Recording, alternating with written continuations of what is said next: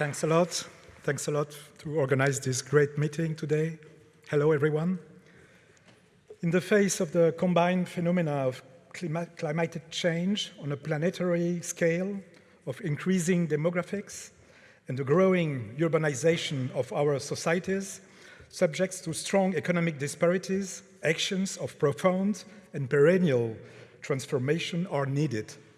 Each of us, consciously or not, is implicated for every one of our actions as a consequence.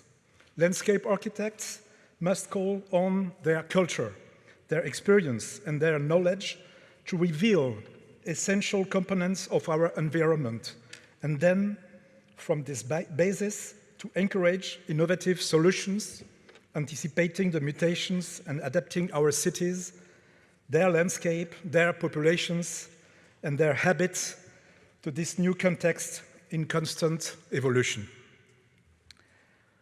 Françoise Fromonneau, French architect, in her research into different ways of shaping the contemporary city, identified three main types of urbanism. Compositional urbanism, a more traditional form-based approach, urbanism through programming, as seen in the work of various famous Dutch architects. Hello, Rem. Urbanism by revelation, as demonstrated mainly by landscape architects. Three ongoing projects from my firm, Agence, illustrate this tendency in three different city centers. Let's start with Shanghai, the hidden geography of Huangpu River East Bank. We have to resolve the articulation of water with the city whilst reinforcing the ecological corridors generated by the river to form a landscape structure at the scale of the metropolis. Along Pudong, we must recover the natural banks of the river and their riparian action in the city and make them visible and accessible to promote awareness and ownership by the people. Pudong, East Bank of Huangpu River, already famous for its skyline, has now the project to enrich his waterline. The famous Bund, West Bank, its name means mud banks, currently invisible due to the cays covering them. Continuing to mask the mud is not an adequate solution for the future. This is because the Huangpu River is a dynamic in motion, which creates deposits or erosions along the banks related to the curves and currents. The mud deposits, signs of the proximity of the estuary, of the confrontation between tides and evacuation of the inland water, have an ecological value for the fauna, the water birds, for example, and the flora. So our project is based on this mud as substratum for a fertile landscape, partly flooded, where herbs and reeds are growing. Along this landscape, three mobility infrastructures are deployed for pedestrians, bicycles, and exercises, looking at this ennobled mud. The landscape approach has to make visible, to reveal them, and to let different strata appear as the various languages of the site, as different ongoing histories. The landscape architect intervention has to be able to testify in the same place about those different dynamics and to combine them with new components. The city and its urban network comes to the river and it's articulated to it all along the 15 miles of the quays, transforming the urban landscape into a centrality. Density is associated with the issue of mobility, with transport methods of little or no pollution, promoting clean air, energy conservation, and renewable energies, and forming part of the equation for sustainable cities. In Barcelona, the municipal decision to destroy the big circular freeway viaduct connected to the Diagonal Avenue will place the traffic underground.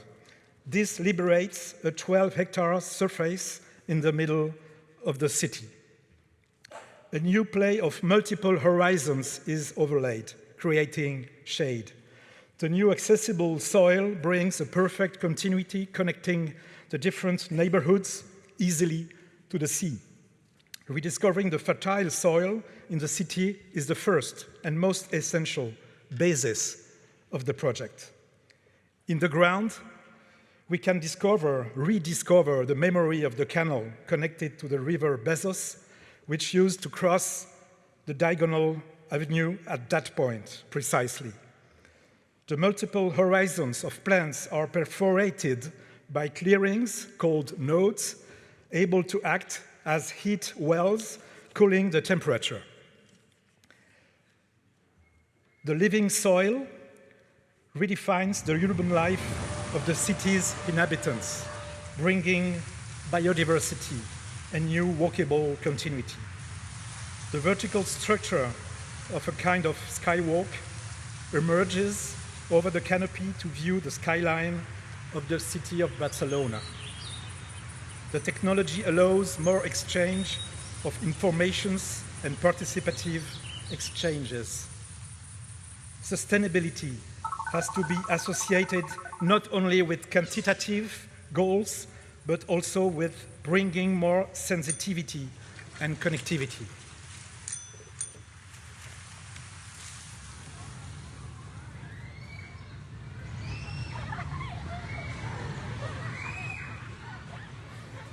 Let's go to Los Angeles, redynamize downtown. The well-being of populations, that quality of people living well together, is encouraged through the search for involvement of everyone, place by place, in an activation of the population towards ownership of project and participation in its realization. Downtown is already changing.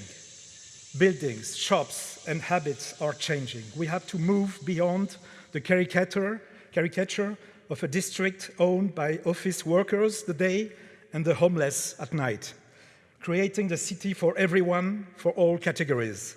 A younger population drawn by student housing and culture is strengthening the new social mix. Opening the square, walls down, to put the city and its cafe terraces back as the same level of the square refers to the 30s, with nature returned as well. This homage takes the same principles but not the design of the past, and adds intensity through increasing activities and programs, not only in the square itself, but interacting with the rest of the city. Climate inspired us to develop two types of canopies to shade the square. One natural on one side, with different gardens underneath, the other one constructed, the smart canopy, recovering a big urban space, including different small architectures. The exact programming of these architectures will be defined by workshops with the users and inhabitants. The smart canopy works like a threshold for the square, directly accessible from the metro station.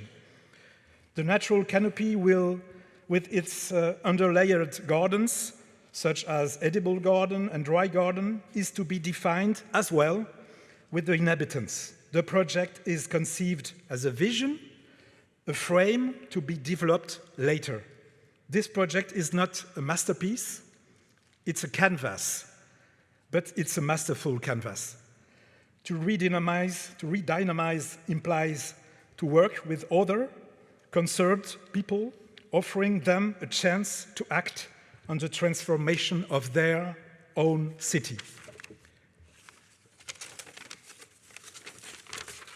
The new connection to the Biltmore Hotel extends the entrance with water reflecting the facade, with the wish that this historical hotel will reopen its main entrance to the square after turning back to another street.